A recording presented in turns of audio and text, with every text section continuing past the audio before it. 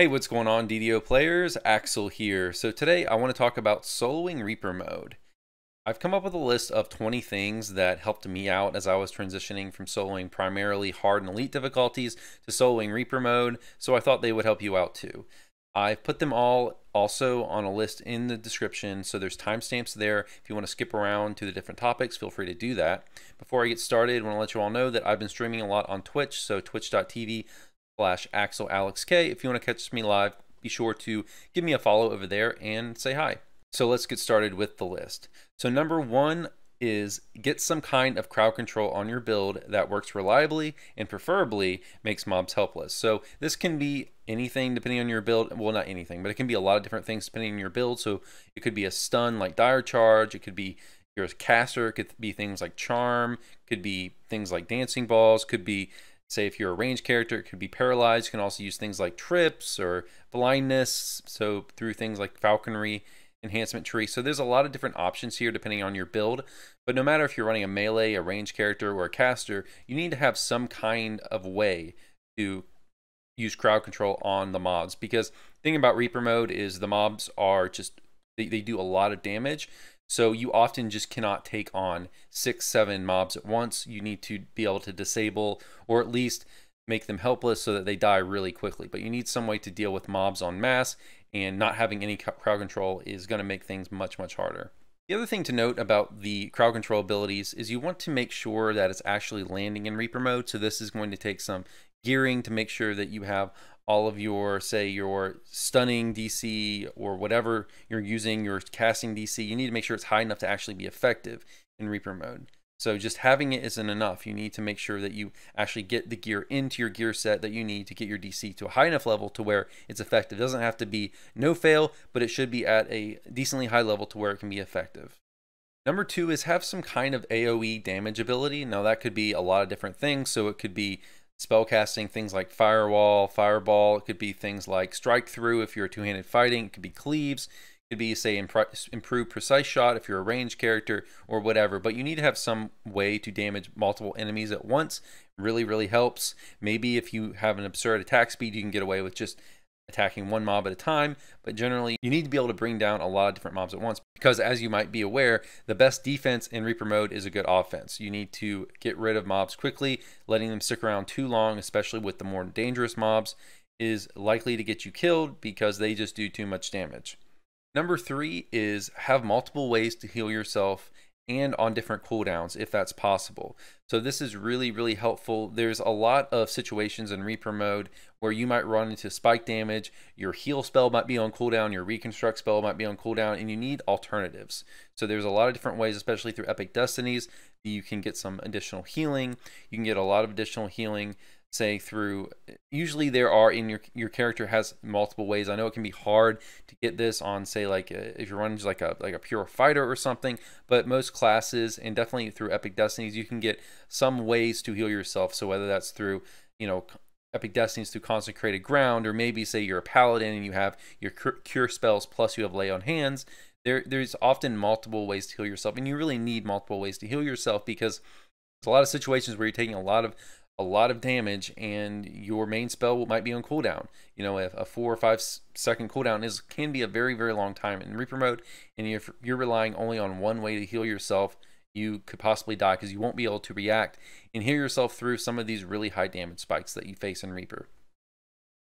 Number four is move a lot. So you shouldn't really ever be standing still. If you go watch the best players, you know, streaming or whatever, that you often see them jumping around, moving around. You don't want to stand still because it just makes your character take more damage. You want to move around a lot in DDO. So you might be going in and out of packs of mobs, but you don't want to just stand there and let them surround you and beat them. It's not a good look. You're gonna take more damage than you need to. Also, as you move around, make sure you use the terrain to your advantage. So just like you, enemy mobs can't cast spells or shoot projectiles through things like pillars and walls. So keep that in mind as you engage mobs. You might want to aggro a few of them, pull them into another room, for example. So definitely use the terrain to your advantage and move a lot. Number five is you need to make sure that you take out the most dangerous mobs first. So The most dangerous mobs generally in Reaper are going to be the Reapers themselves and champions. And then thirdly is anything with crowd control effects that could possibly stun your character or cause your character to dance or get tripped, anything like that. So you want to always, before you engage a pack of mobs, identify who you're going to take out first. Generally, that's Reapers and champions, then anything with crowd control effects like, say, enemy casters, and then last is usually the enemy melee mobs. So definitely do that first. You just can't afford to have, say, like champions sitting around for a long periods of time just hitting you, because they can do really high spike damage. Reapers can they can apply a lot of really nasty status effects on you, prevent you from being healed, things like that. So just make sure you do that first. There are some exceptions to this, most notably Vengeance Reapers, who have to be killed last because on death they cause because on death they create a very large buff for mobs around them. But generally, that's the order you want to take stuff out. So Reapers and champions and anything with crowd control effects first. So number 6 is pull mobs instead of taking them all on at once. And I referenced this previously, but a good idea often, if say you look down a hallway and there's 8 mobs there, you might want to use if you're a ranged character, shoot an arrow at one of them to get one of them to follow you. You might want to, if you're a melee character, you should always have a throwing weapon on you, returning thrower, so that you can do stuff like this. Also, you just need one generally to hit levers and such, but you should definitely consider pulling mobs if you see too many, especially if you see a pack of mobs that might have multiple champions and a Reaper in it. You need to be aware of that and pull mobs when needed. Number 7 is kite. So kiting is a very strong tactic in DDO. So if you don't know what that is, it's say kiting is laying down an AoE effect, so something like Firewall or Blade Barrier, or even a debuff AoE like something like Symbol of Death. And what you can do is lay that down and then get the aggro of the monsters and drag them through and back many times, so they'll take more damage or maybe take a bunch of negative levels. So that can really weaken the mobs, so you don't have to take them on at full strength. Number 8 is research the mobs you'll face and be sure you know their weaknesses. So mobs have a huge variety of different elemental weaknesses and immunities. There are a lot of differences in regards to saves. So say like enemy casters might not have very good fortitude saves, whereas say melee mobs tend to have really high fortitude saves. You need to know DR, so there's a lot of different damage reduction that enemies might have. So you need to make sure you're breaking it if you're in melee.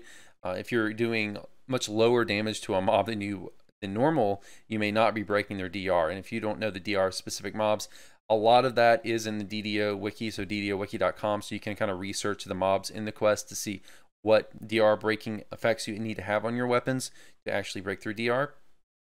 Number 9 is get key loot. So there's a few really strong items in the game that make soloing Reaper a lot easier. So I would say that the 2 most important of these would be, number 1 would be the Cursed Blade of Jack Gibbers, which drops in the Legend Revisited quest from Epic 3 Barrel Cove. It's a very low drop rate, but it's an amazing item that lets you self-raise yourself. So that's very, very important. If you want to solo Reaper, it makes it a lot easier. You can save a lot of wipes if you happen to die, but you're still in range, well in range of a shrine, so a resurrection shrine.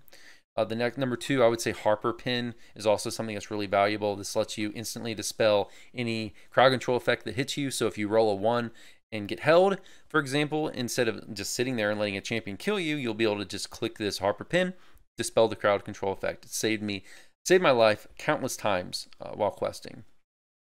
Hey, number 10 is optimize your gear set. So this is intended more towards those who are wanting to solo Reaper in-game stuff. And if you're soloing Reaper in-game stuff, you're going to want to optimize your gear set, probably mostly towards Feywild and Sharn gear, because that tends to be the strongest gear in the game right now. But you'll have to, this is something that's going to vary from character to character. You need to sit down and plan out a gear set.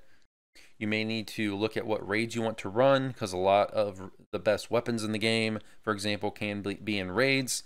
And I would say get the best DPS weapon you can. If you need to grind out one thing in a raid, if you're someone who doesn't like to raid that often or doesn't like to grind that often, I would say if you're a melee character, make sure you at least grind out like a top tier weapon for yourself.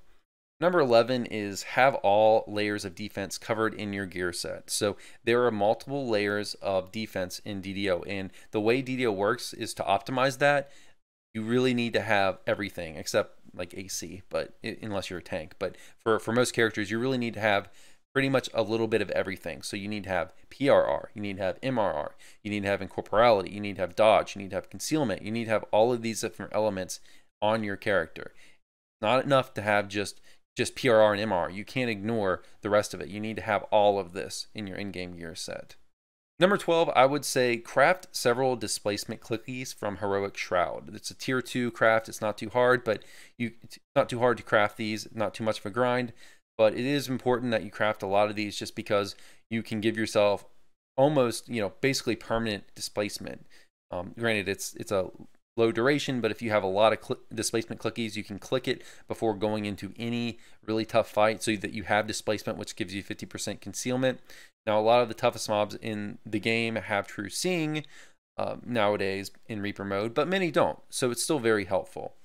Number 13 is augments. So you want to use them. Don't ignore augments when you're optimizing your gear set. There's a lot of essential ones available for purchase at places like the 12 Trader, and like the Giant Hole Trader, for example, is another trader that has some good augments. So look at the augments available. You need to have key stuff like Death Block, for example, in your gear set. So don't ignore your augment slots. Make sure you fill that out.